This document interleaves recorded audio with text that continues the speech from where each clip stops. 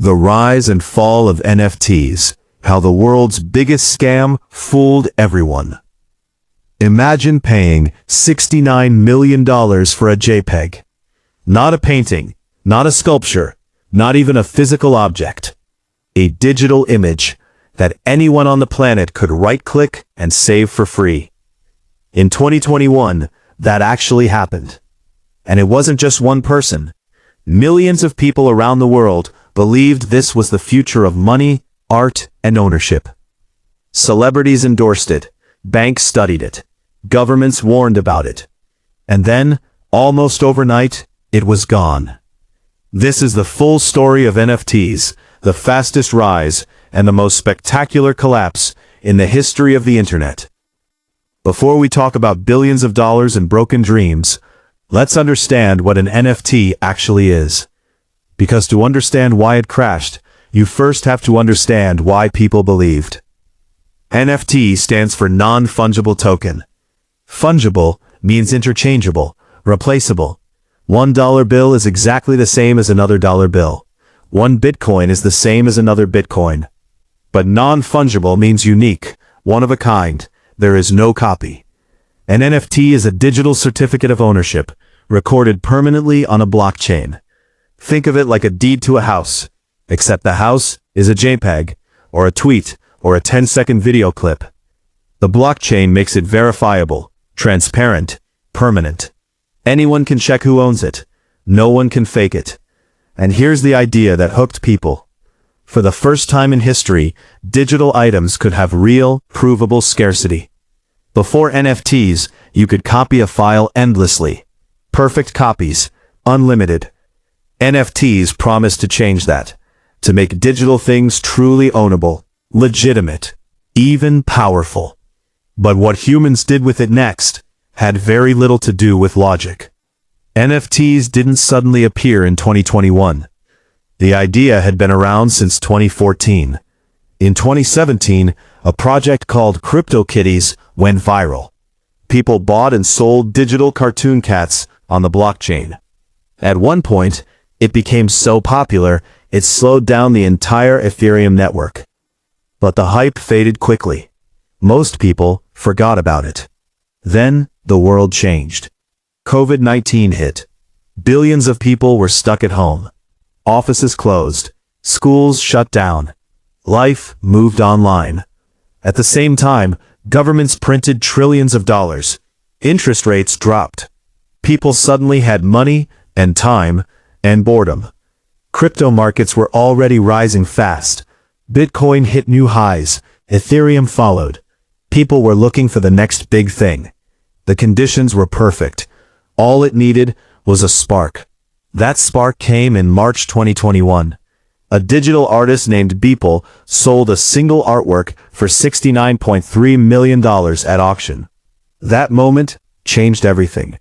Overnight, NFTs went from a niche idea to global obsession. News channels covered it non-stop. Social media exploded. And the message was simple. Digital art is the future, and anyone can get rich from it. Within weeks, everyone wanted in. Celebrities, athletes, musicians, even people who had never invested before. NBA Top Shot sold digital basketball clips for millions. People paid thousands for highlights they could watch for free. Musicians made millions in minutes. Tweets were sold, memes were sold. Even virtual land was sold. Collections like Bored Ape Yacht Club appeared. 10,000 cartoon apes, each slightly different. Owning one became a status symbol. People used them as profile pictures. They weren't just assets, they were identity. At one point, the cheapest Bored Ape cost over $400,000. By the end of 2021, the NFT market had reached nearly $25 billion. Just a year earlier, it was under $100 million. That's not normal growth. That's a bubble forming in real time. But almost no one stopped to ask, why? The answer is simple. Human psychology. Fear of missing out. When people around you are making easy money, your brain changes. You stop asking if something makes sense. You start asking how fast you can get in. NFTs created artificial scarcity. In reality, digital files are infinite. But NFTs said, this one is special, this one is rare. And blockchain made it feel official. Then celebrities added credibility. If famous people were buying in, it must be real, right? Social media amplified everything. Everywhere you looked, success stories, huge profits, overnight wins. And if you weren't part of it, it felt like you were already too late. There was also something deeper: community. Owning an NFT wasn't just ownership. It was belonging. People felt part of something bigger, a future. And that emotional connection made it harder to walk away. At the peak, millions of people were trading NFTs. Hundreds of millions of dollars moved every single day. It felt unstoppable. But then, things started to slow. At first, it was subtle. Prices stopped rising. Sales took longer. Then suddenly, the momentum broke. It didn't crash instantly. It bled out. Then, it collapsed. Trading volume dropped more than 90%. Assets that once sold for hundreds of thousands became nearly worthless. Buyers disappeared. Projects were abandoned. Communities went silent. People who invested heavily lost everything. Some had taken loans. Some had put in life savings. By 2025, the vast majority of NFTs had zero activity. No buyers, no sellers, no demand, just forgotten entries on a blockchain. The average lifespan of an NFT? Just over 1 year. Gone. So what actually killed NFTs? First, no real utility.